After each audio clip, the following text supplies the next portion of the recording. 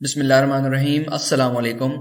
Welcome to mister M S Gauri. मैं आपका teacher Shahzeb और आज हमारी एडोब फोटोशॉप की क्लास नंबर 29 है।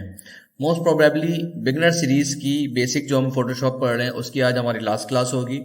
ठीक है, लेकिन आगे हम जो है वो इंटरमीडिएट और एडवांस फोटोशॉप जब शुरू करेंगे उसके अंदर कंटिन्यू रखेंगे। ठीक है, लेकिन बेसिक की आज हमारी मोस्ट प्रोबेबली लास्ट क्लास होगी। ठीक है, आज हम जो टॉपिक पढ़ने जा रहे हैं वो दो टॉपिक्स हम इसके अंदर कवर करेंगे। एक है आपके पास अलाइनमेंट्स और एक है आपके पास ट्रांसफॉर्मेशंस। ठीक है, और इसी के साथ साथ हम ये भी देखेंगे टैग्स किस तरीके से हम अपने डिज़ाइन के अंदर ऐड कर सकते हैं। सबसे पहले यहाँ पर आपको समझाने के लिए मैं कुछ जो है वो शेप्स बना लेता हूँ। ठीक है, शेप्स आप किसी भी कलर के रख सकते हैं। फॉर एग्जाम्पल मैंने यहाँ पे ये शेप बनाया। ठीक है, इसकी कॉपीज ले लेता हूँ मैं कुछ ऑल्ट के साथ। मैं इसकी कॉपीज ले रहा हूँ, ऑल्ट की प्रेस करके इसको मूव कर रहा हूँ। अच्छा, अब जब मैंने इन तमाम को सिलेक्ट किया, सिलेक्ट करने के बाद यहाँ पर आपके पास कुछ ऑप्शंस यहाँ पर दिए हुए गए हैं जो जब तक हम सिलेक्ट नहीं करते तब तक डिसेबल होते हैं।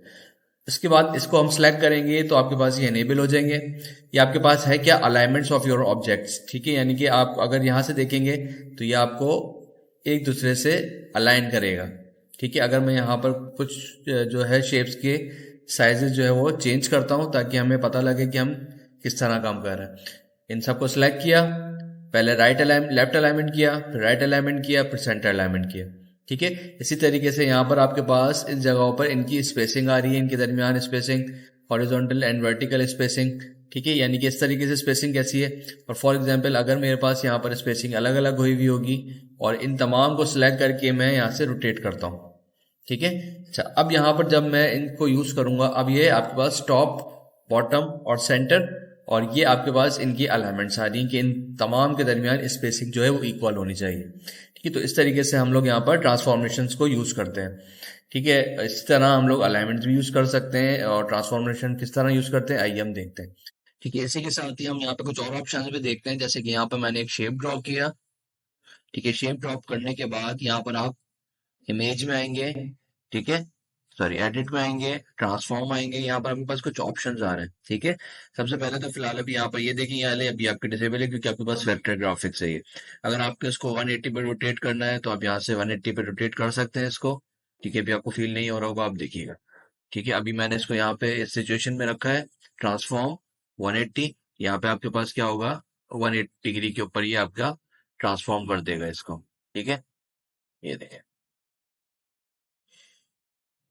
ये हम शेप चेंज कर लेते हैं, इसके ऊपर आपको फील नहीं हो रहा है। ठीक है, अच्छा हम ले लेते हैं यहाँ पर।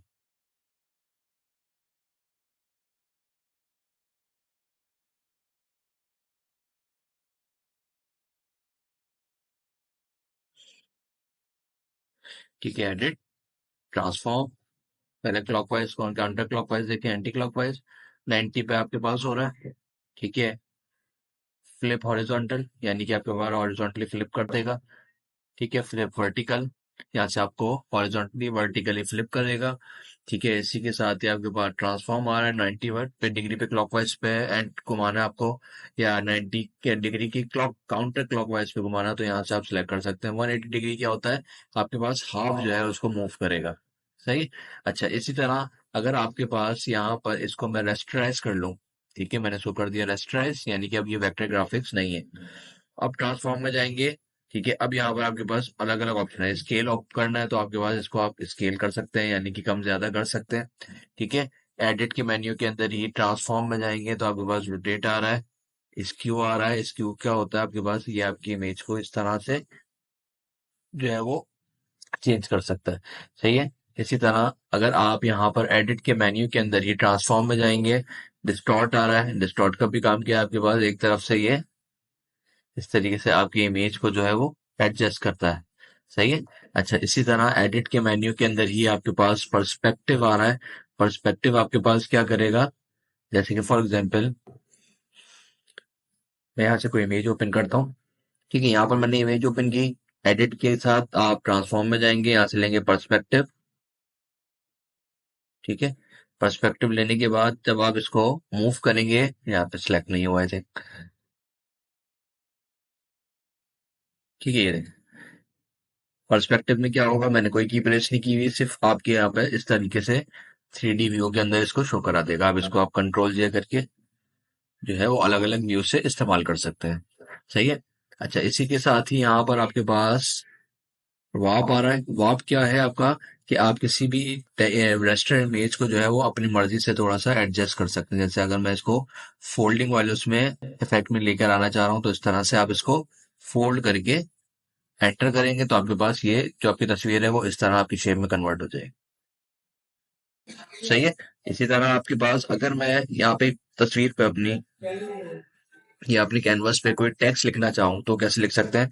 सबसे पहले मैं इन तमाम लाइंस शेप्स को हम लोग इरेज करते हैं। इसके बाद यहाँ पर आपके पास एक ऑप्शन आ रहा है टेक्स्ट का, टी प्रेस करेंगे तो आपके पास इनेबल हो जाएगा। जैसे ही क्लिक करेंगे अब यहाँ पर आप जो भी टेक्स्ट इसमें टाइप करेंगे वो आपका जो है वो टाइप करेगा इधर। सही है। इधर मैंने क्लिक किया, अब मैंने यहाँ पे फॉर एग्जाम्पल लिखा पाकिस्तान। ठीक है, पाकिस्तान लिखा मैंने और इसको इस तरफ कर लिया थोड़ा सा। ठीक है। अगर आपको इसको एडिट करना है तो वापस आप टी प्रेस करेंगे या टेक्स्ट पे क्लिक करेंगे। इस तरह आप इस पे क्लिक करेंगे, सिलेक्ट करेंगे। सिलेक्ट करने के बाद मैंने यहाँ पे इसको अपनी मर्जी से कोई भी एक साइज जो है वो उसको डिफाइन किया फ़ॉन्ट का। ठीक है। इसी तरह फ़ॉन्ट के यहाँ पर आपके पास जैसे ही आप टी से सिलेक्ट करेंगे, यहाँ पर आपके पास फ़ॉन्ट के स्टाइल्स आ रहे होंगे। आपके स्टाइल में आपको ये अपना टेक्स्ट चाहिए वो आप सिलेक्ट कर लें। ठीक है। फॉन्ट जो है अलाइनमेंट आ रही होगी, आपको अलाइनमेंट कहाँ रखनी है, राइट रखनी है, लेफ्ट रखनी है, सेंटर रखनी है, ये तमाम चीजें आप इधर से सेट कर सकते हैं। ठीक है। अच्छा, उसके बाद यहाँ पर आप इस टेक्स्ट को फॉर एग्जांपल मैंने ये टेक्स्ट लिया है, उसी के साथ ही आपके पास एक और आ रहा है vertical tab two. Vertical tab two क्या करेगा आपके पास, जैसे फॉर एग्जाम्पल पाकिस्तान में इस तरह लिखना चाह रहा हूँ तो आपको ये वर्टिकली पाकिस्तान यहाँ पे लिख कर देगा। सही है। इसका मैं टेक्स्ट छोटा करता हूँ, मैं इसको कर देता हूँ 150।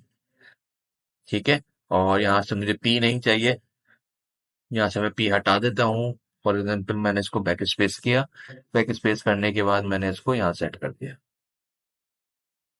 सही। अच्छा, यही चीज आप जो अगर जब टेक्स्ट टाइप कर रहे होंगे, ठीक है, फॉर एग्जाम्पल ये मैंने टेक्स्ट इस जगह टाइप किया है तो अभी आप इसको कुछ एडिटिंग नहीं कर सकते क्योंकि आपके पास टेक्स्ट आपका वेक्टर ग्राफिक्स होता है। सही है। अगर मैं इस टेक्स्ट को टाइप करने के लिए या कुछ चेंजिंग करने के लिए अगर मुझे इसको रिक्वायरमेंट होगी तो मुझे यहाँ से इसको रेस्टराइज या रेस्टर ग्राफिक्स में कन्वर्ट करना पड़ेगा। इसी को सिलेक्ट करते हुए यहाँ पर आपके पास जो है वो ये कुछ ऑप्शंस आ रहे हैं। ठीक है। इस पे क्लिक करते हैं। सही है। अभी यहाँ पे लिखा हुआ है वार्प टेक्स्ट। वार्प टेक्स्ट क्या है, अगर मैं यहाँ पे इसको आर्क में करना चाह रहा हूँ तो आर्क में कर दें। ठीक है। यहाँ से एडजस्टमेंट कर लें इसका कितना आर्क चाहिए आपको। ठीक है। इस तरह करना चाह रहे हैं, आर्च में करना चाह रहे हैं, फ्लैग के शेप में करना चाह रहे हैं, वो यहाँ से आप तमाम ऑप्शन या सिलेक्शन जो है आप इसकी कर सकते हैं। अगर आपको इस तरह फ्लैग अपना मूव कराना है, इस तरह मूव कराना है तो इस तरह आप लोग ये तमाम काम जो है वो कर सकते हैं। ठीक है। ओके करेंगे, ये आपके पास इसमें अप्लाई कर देगा। सही।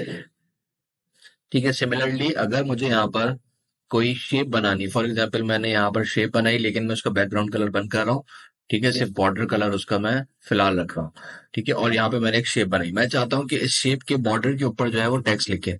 ठीक है। तो आपने क्या करना है, यहाँ पे एक शेप ड्रॉ किया, उसके बाद यहाँ से मैंने टेक्स्ट टूल लिया और अभी देखिए कर्सर कैसा आ रहा है, जैसे ही मैं बॉर्डर के ऊपर लाऊंगा कर्सर आपका चेंज हो गया।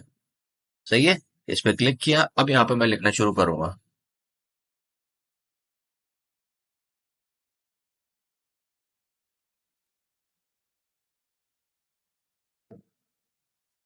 ठीक है। ये मैंने टेक्स्ट लिख लिया अपना, इसको कंट्रोल ए करके सिलेक्ट करें। अगर आपने छोटा करना है तो आप इसको छोटा कर लें। ठीक है। बिग साइज में करना है तो बिग साइज में कर लें। एडजस्ट आपको इसमें करना है। ठीक है। तो इस तरीके से आप किसी भी शेप पे किसी भी पाथ के ऊपर टाइप भी कर सकते हैं। ठीक है। आई होप आपको ये जो है आज का लेक्चर समझ में आया होगा। इंशाल्लाह अगले लेक्चर में फिर मुलाकात होगी। जब तक के लिए अल्लाह हाफिज।